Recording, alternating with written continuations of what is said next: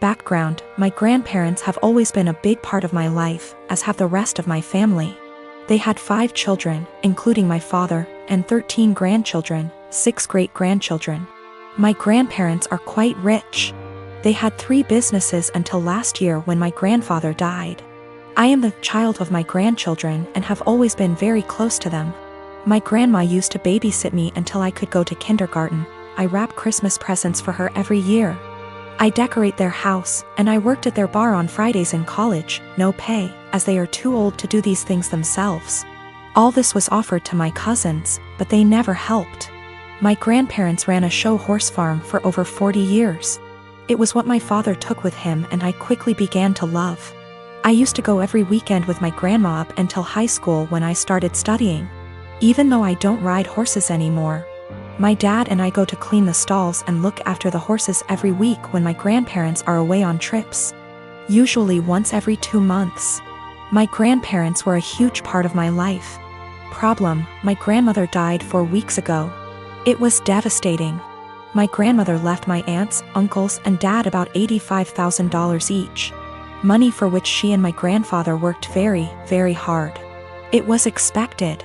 What was not expected was that they would leave me just over $45,000 along with some other valuables. I was honestly shocked. All my cousins received about $2,000 each and a few trinkets. Obviously you can see where it was going. My aunts and uncles were at the reading when I was told, so they told their children. Everyone except the parents is furious. My cousins, who are already adults, demand that I divide them equally. I don't feel like I should. I was very close to my grandparents and did a lot for them, but it's hard. My family is very tight-knit and we have holidays / monthly parties / dinners / etc. together, every year. I never expected money to tear us apart. This money can change a lot for me. I could pay off my $10,000 student loan and put the rest into my upcoming wedding / future kids / savings account. A small part of me wants to share it equally, just to have everyone together. But there was a reason they left this to me. They didn't do it to hurt anyone. I was the only one who visited them and helped them. None of them took the time to see them, except for family gatherings.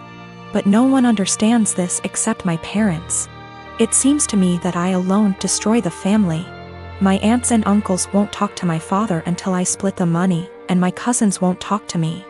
I only have a student loan and a car payment, so I don't have much debt, but it could give me a comfortable future.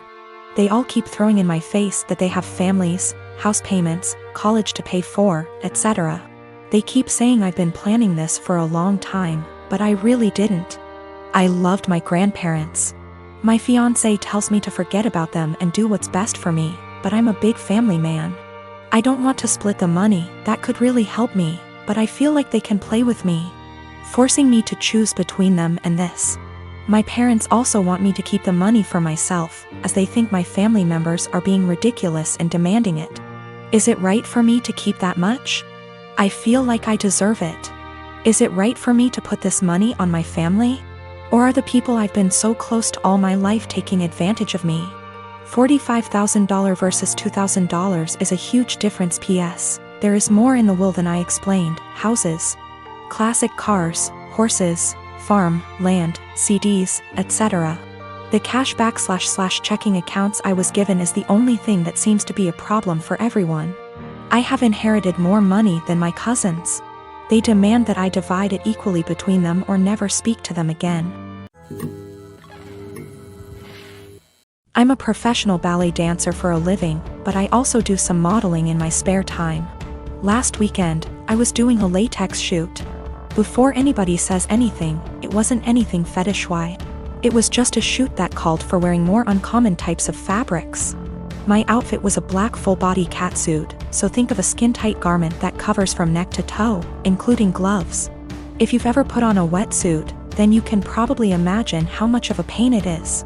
It's a pretty in-depth process that involves lots of baby powder, a lot of sweat, and some less than ladylike stances. Dressing usually takes anywhere from 20 to 25 minutes start to finish. I always dread it, but can't argue with the results. Anyway, my boyfriend was in my dressing room as I was getting changed.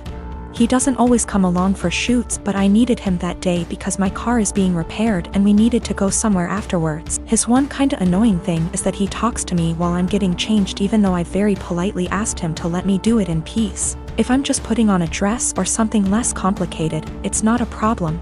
But with latex, you have to concentrate, seriously. My facial expression is pretty similar to when I'm doing heavy leg presses or squats at the gym, so that the garment slips on correctly and, more importantly, you don't rip it. It's very easy to tear if you're not careful. And a full-body catsuit can cost upwards of $700 to $800 minimum. So as I'm struggling, may have been on the floor on my back with my feet up on a chair, pushing my butt up to get the garment over my hips, he won't stop talking. Come on, girl, you got this.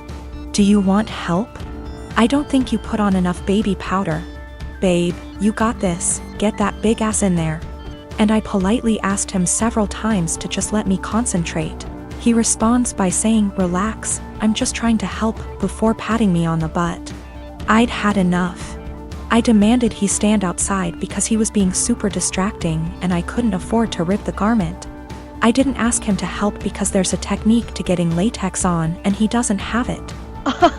He got all pissy and was like, whatever, maybe you need a bigger size anyway, before leaving the shoot completely and taking the car. I had to get an Uber home after the shoot. On one hand, I was getting super frustrated, I was hot and sweaty, and combined with my kinda short temper, I was getting pissed off that I couldn't get the suit on. On the other hand, I asked him multiple times not to comment or distract me. And I never indicated that I was in the mood to be touched. Ex and I had way too young. We're friendly co-parents. One big rule we share is if our daughter breaks something, she pays for it. Now, sis and I are the only grandkids. Aunt never married. Instead, she worked with GMA and GPA at their Seamstry store, and took it over when they retired. Sis's girlfriend proposed last year. GPA offered to make FSIL a custom suit, which she was over the moon about. GMA had me ask Sis what her dream dress was and record the convo. Sis, thinking it was just between us, told me in great detail what her dream dress was, though said it was way too expensive. So she would get something much cheaper. Well, a few months later GMA surprised Sis with her dream wedding dress. It FOT perfectly and everyone cried. Sadly, GMA recently passed away, which hit us all hard. Sis was devastated, but decided that the dress meant GMA would still be there with us at the wedding. The issue comes in with C, she's very large, much larger than Sis. 3 days ago, we decided to go visit Sis and see how she was doing. It was great, but then C asked if she could try on the dress. Sis politely said no. C made a face, but dropped it. Later, we decided to go grab dinner. Sis and I went to pick up our orders, but C decided to stay and play with Sis's dog. We got back, and the dress was destroyed. C had apparently tried to get it on, popping some seams, and got stuck. Instead of waiting for help, she cut her way out. The dress was hacked to bits. Sis was devastated and asked us to leave. I grounded C and called Aunt with some pictures, asking if it could be saved. She said there was no.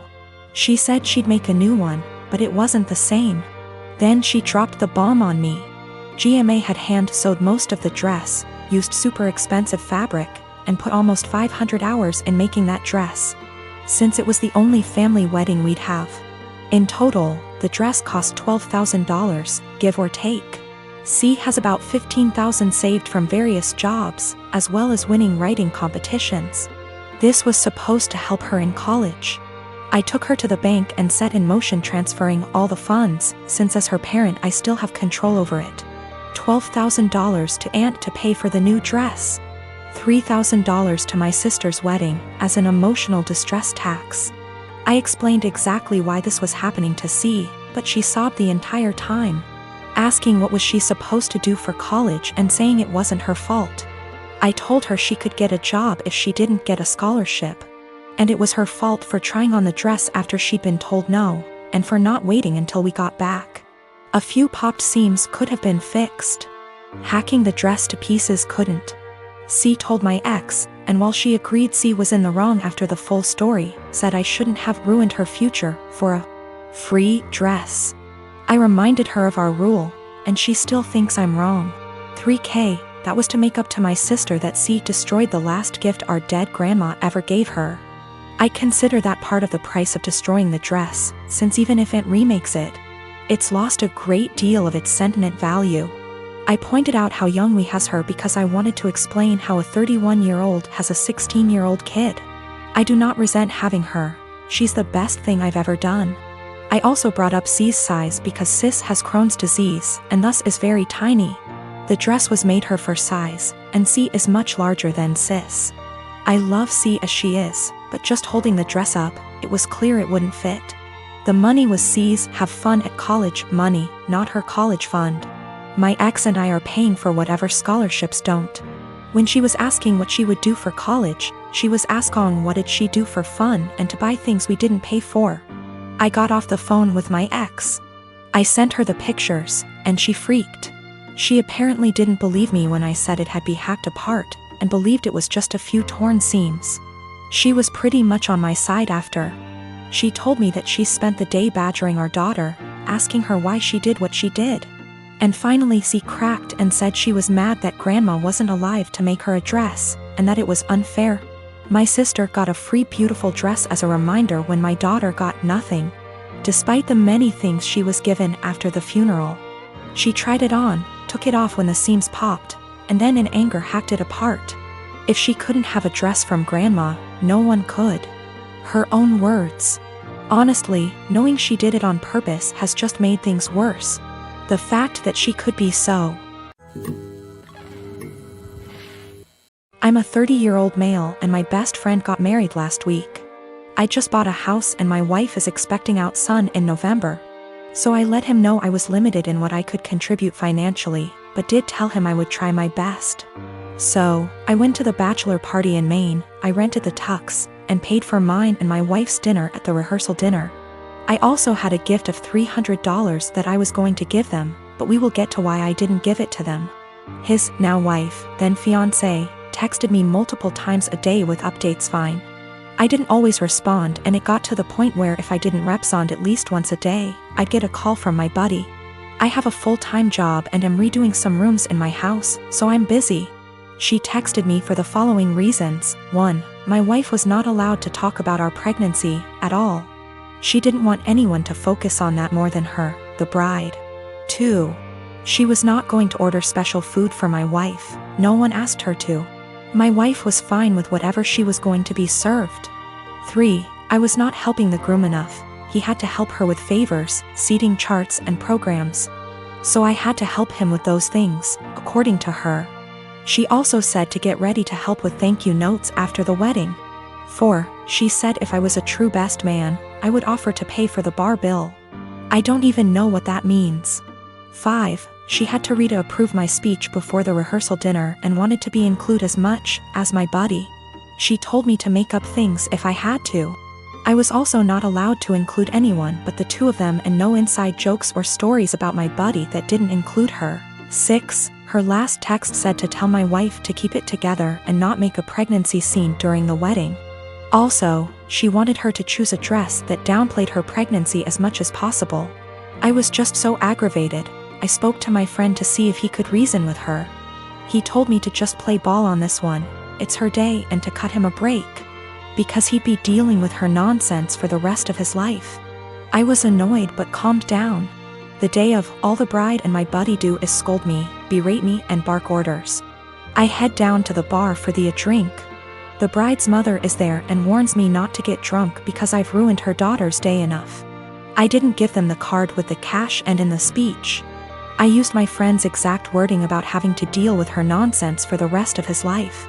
I wished them the best and told him I'd always be there for him, especially during the divorce.